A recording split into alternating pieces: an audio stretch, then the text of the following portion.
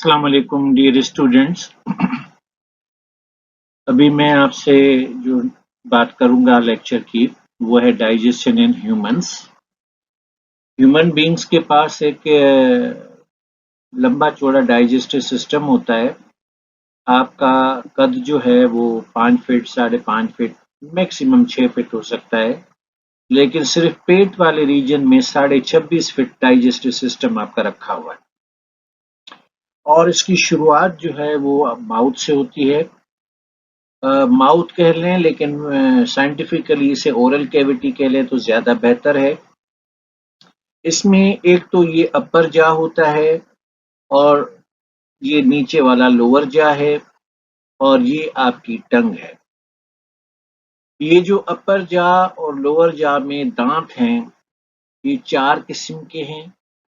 आप देख सकते हैं कि ऊपर लिखा हुआ है ये इंसीजर्स। तो मैं आपको गिनवा देता हूँ। ये केनाइन के बराबर जो पहला दांत है, दूसरा दांत है, तीसरा दांत है, चौथा दांत है, ये इंसीजर है। ऊपर भी इंसीजर है और 4 इंसीजर नीचे भी हैं। उसके बाद ये जो 2 अदद नोकीले दांत है, ये केनाइन है। ऊपर भी होंगे, नीचे भी होंगे। और उसके बाद ये जो 2 दाढ़े हैं, ये प्रीमोलर्स हैं, और लास्ट वाली 3 जो है वो मोलर्स हैं। गोया ये 4 जो हैं वो इंसीजर हैं, ये केनाइन, एक ये, और 2 दाढ़े ये और 2 दाढ़े ये प्रीमोलर्स हैं, और ये 3 ये और 3 ये, 1 2 3 ये मोलर्स हैं। तो 16 दांत ऊपर हैं, 16 दांत नीचे हैं, जो तो ये 32 हो गए। तो इंसान के मुंह में एक तो टीथ होते हैं जो मैकेनिकल डाइजेशन के काम आते हैं। दूसरा टंग होती है जो निवाले को चबाने के दौरान उल्टा पुल्टा करने में हेल्प करती है। और बहुत इंपॉर्टेंट चीज सलाइवा होती है, जिसमें सलाइवरी अमाइलेज एंजाइम होती है, और HCl भी होता है, और उसके अलावा 95% पानी भी होता है। 1 बाय 1 इसके ऊपर आपके माउथ में, आपके गाल के लेफ्ट और राइट साइड पे टोटल 3 पेयर्स होते हैं सलाइवरी ग्लैंड्स के।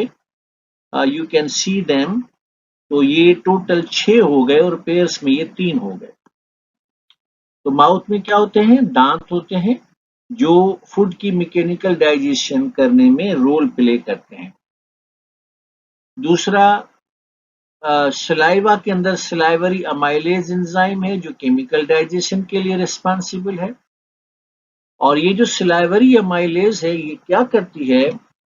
ये पॉलीसेकेराइड स्टार्च को कन्वर्ट करती है माल्टोज में, जो कि डाइसेकेराइड है। स्टार्च पॉलीसेकेराइड है, और सलाइवरी अमाइलेज एंजाइम इसको कन्वर्ट करती है। आई एम सॉरी, ये इनटू है, ये स्पेलिंग की गलती है, आई टेक रिस्पॉन्सिबिलिटी। तो polysaccharide starch is converted into maltose which is a disaccharide. तो दांत के मुतालिक थोड़ी सी बात हो जाए। डेंटिशन का मतलब क्या होता है? It refers to number, kinds and arrangement of teeth. कि आपके ओरल कैविटी में टोटल टीथ कितने नंबर में हैं, कितने किस्म के हैं, और हाउ दे आर अरेंज्ड।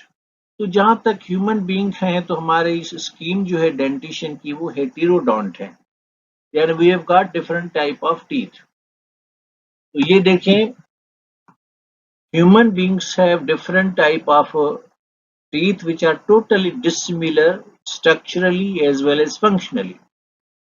मसलन ये जो दांत हैं, ये इंसीजर्स हैं, और इसे मिल्क टीथ भी कहा जाता है।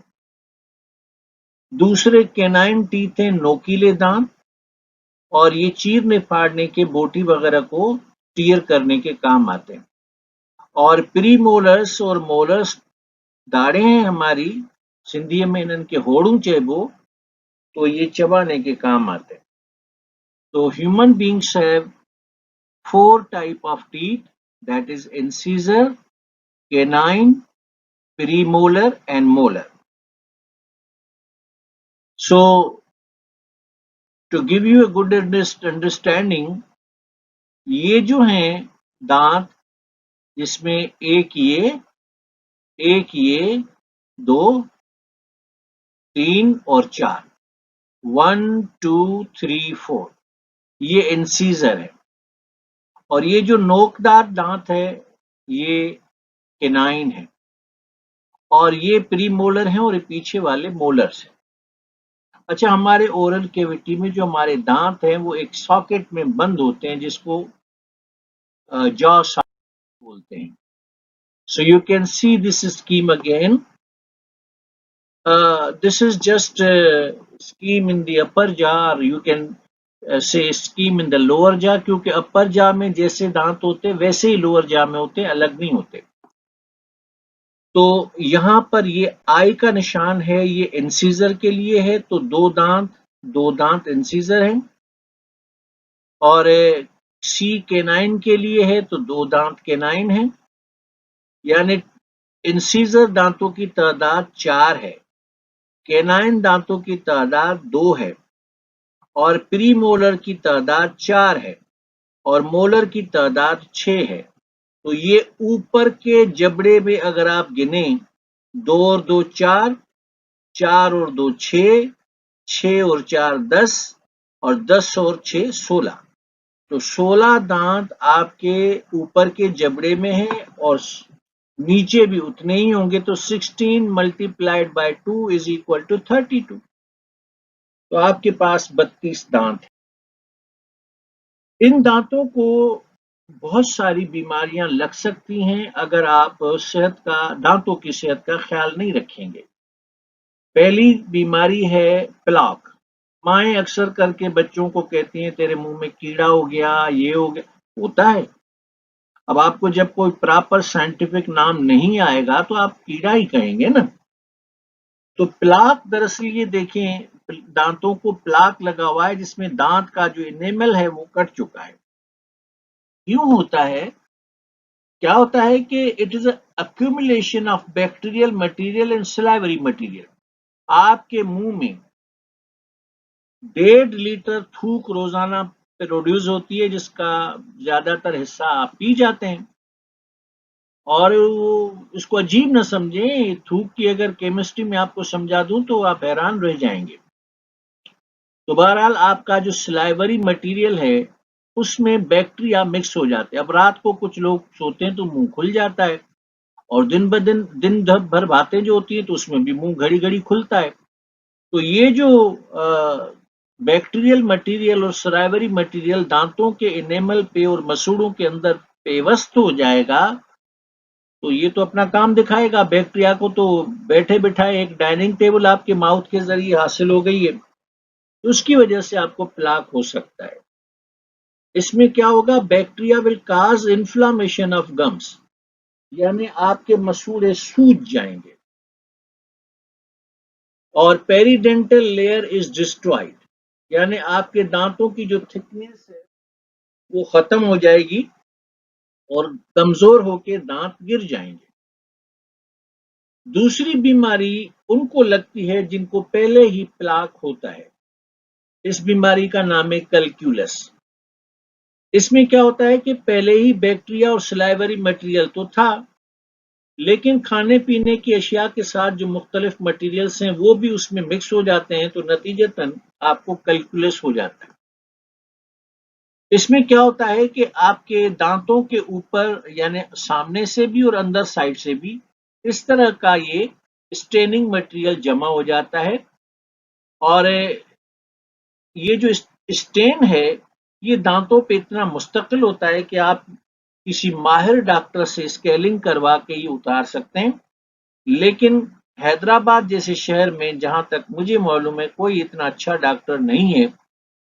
स्केलिंग तो करेगा लेकिन वो दांत के एनिमल का भी हिस्सा काट निकालेगा। नतीजे में आप घर पहुंचेंगे, फिर आप अजीब व गरीब गालियां देंगे डॉक्टर को कि क्या किया है कि मेरे खूबसूरत दांत न पी सकता हूं ठंडा न गर्म। तो stain is not remove with brush. ये जो गर्दो गुबार जमा है ये ब्रश से नहीं। तीसरी बीमारी है डेंटल कैरीज।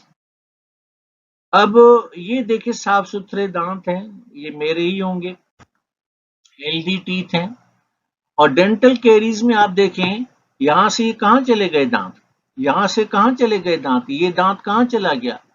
तो डेंटल कैरीज में क्या होता है, ये it's a condition in which sugar is converted into acid. मसलन रात को आप चाय पीकर फिर सोते हैं, या अक्सर घरों में गाजर का हलवा हो गया खाकर लोग फिर माउथ वॉश नहीं करते, ऐसे ही सो जाते हैं, या आइसक्रीम वगैरह कुछ घरानों में चलती है रात को। तो अगर आपने सोने से पहले कोई ऐसा फूड आइटम खाया है जिसमें शुगर है, तो कुल्ली आप अगर नहीं करके सोएंगे तो आफ्टर 20 मिनट्स शुगर की फर्मेंटेशन हो जाएगी शुरू, और sugar will be converted into acid. तो सारी रात आपके दांतों पे ये एसिड जमा रहेगा, तो नतीजे में काफी साल ऐसा रहेगा, तो आपके डेंटल कैरीज हो जाएगा आपको। इसलिए आपके दांत जो है उनका एनेमल वीक हो जाएगा, और टुथेक यानी दांतों में दाढ़ों में दर्द होगा, और बिल आखिर ये दांत की वजह से गिर जाएंगे। काजेस क्या हैं? नंबर 1 है शुगरी फूड्स। तो आप भले खाएं शुगरी फूड्स, लेकिन फिर माउथ वॉश जरूर करें। दूसरा है कि अगर आपके पानी में फ्लोराइड नहीं है, फ्लोरीन नहीं है, low level of fluorides in water, तो कभी आपने अपने घर का पानी चेक नहीं करवाया होगा। मैं सबके लिए तो नहीं कह सकता, लेकिन अक्सरियत ने पानी चेक नहीं करवाया, तो पानी चेक कराएं। उसमें अगर फ्लोराइड्स नहीं है तो भी आपको फ्लोरोसिस होगा, यानी ये देखें दांतों के आगे की हालत देखें। तो तीसरा रीजन है lack of oral hygiene. Oral hygiene क्या है? When you wake up in the morning you must have a brush, and before going to your bed you again must have a brush. तो students, ये दांतों के ऊपर मेरा lecture जो है अभी यहाँ खत्म हुआ। कल मैं माउथ से नीचे की कहानी शुरू करूंगा। मेहनत कीजिए, रिवार्ड मेरा रब देता है। अल्लाह।